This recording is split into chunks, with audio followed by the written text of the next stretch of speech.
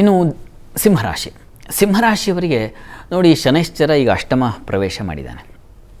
ಹೀಗಾಗಿ ಅಷ್ಟಮ ಶನೈಶ್ಚರ ಮತ್ತು ರಾಹು ಎಲ್ಲ ಸೇರಿದಾರಲ್ಲೇ, ಹೀಗಾಗಿ ನಿಮಗೂ ಕೂಡ ರೋಗ ಬಾಧೆ ಅತೀವವಾಗಿ ಕಾಡುತ್ತೆ. ಅಪವ್ಯಯ, ಸೋಲು, ದುಃಖ, ಮನಸ್ಸಿಗೆ ತುಂಬ ಸಂಕಟ ಉಂಟಾಗ್ತಕ್ಕಂತಹ ಸಂದರ್ಭಗಳು ಇವುಗಳೆಲ್ಲ ಏರ್ಪಾಡಾಗುತ್ತೆ.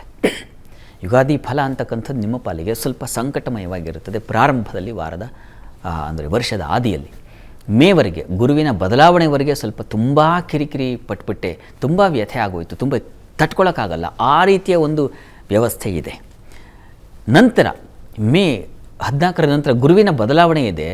ಅಲ್ಲಿ ಮತ್ತೆ ಗುರು ಲಾಭಸ್ಥಾನಕ್ಕೆ ಬಂದಾಗ ಅತಿಶಯವಾದ ಲಾಭವನ್ನು ಕಾಣ್ತೀರ. ಯಾವುದು ಏನು ಕಳೆದು ಹೋಗಿತ್ತೋ 2 ತಿಂಗಳಲ್ಲಿ ಜೀವನನೇ ನೋಡಿಬಿಟ್ಟೆ ಅಂತ ಅಂತೀವಲ್ಲ, ಆ ಥರದ್ದು ಮತ್ತೆ ಬದಲಾವಣೆ ಆಗಿಬಿಡುತ್ತೆ. ಬಹಳ ವಿಶೇಷವಾದ ಫಲಗಳನ್ನು ಗುರು ತಂದು ಕೊಡ್ತಾರೆ. ಮನೆಯಲ್ಲಿ ಮಂಗಳ ಕಾರ್ಯಗಳಾಗುತ್ತೆ.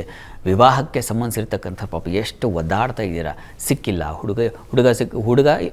ಹುಡುಗಿ ಇಬ್ಬರಿಗೂ ಪರಸ್ಪರ ಅದು ಏನು ಅಭಾವ ಇದೆ.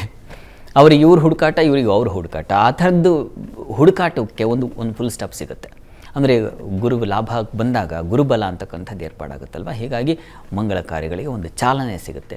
ಮತ್ತು ಹಿರಿಯರಿಂದ ಒಳ್ಳೆಯ ಸಂಪರ್ಕ, ಅಂದರೆ ಒಳ್ಳೆಯ ಮಾತು, ಒಳ್ಳೆಯ ಸಲಹೆ ಇವುಗಳು ಉಂಟಾಗ್ತಕ್ಕಂಥದ್ದು.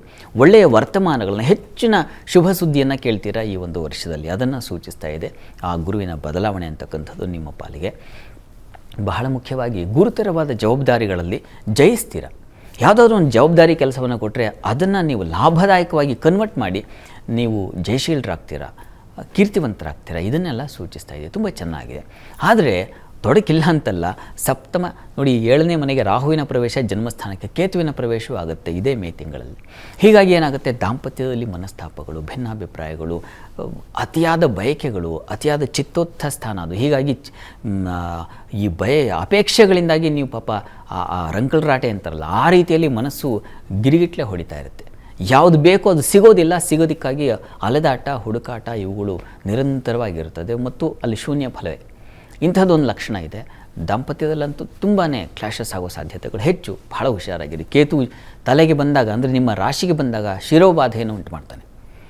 ತಲೆ, ಕಣ್ಣಿನ ಬಾಧೆಗಳನ್ನು ತರ್ತಕ್ಕಂತಹ ಸಾಧ್ಯತೆಗಳು ಹೆಚ್ಚಾಗಿದೆ. ಹೀಗಾಗಿ ಆರೋಗ್ಯದ ಕಡೆಗೆ ತುಂಬ ಗಮನ ತಗೋಬೇಕು.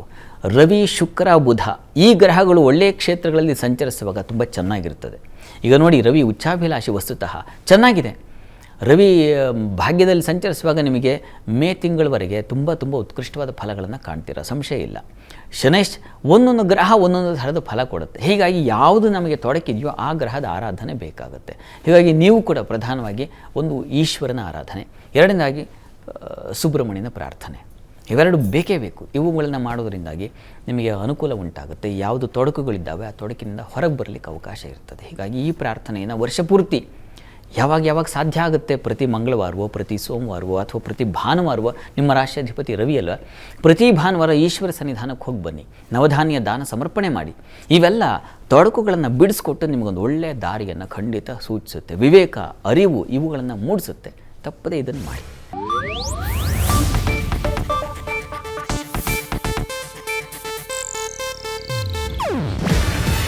ಇದು ಏಷ್ಯಾನೆಟ್ ನ್ಯೂಸ್ ನೆಟ್ವರ್ಕ್ ಪ್ರಸ್ತುತಿ.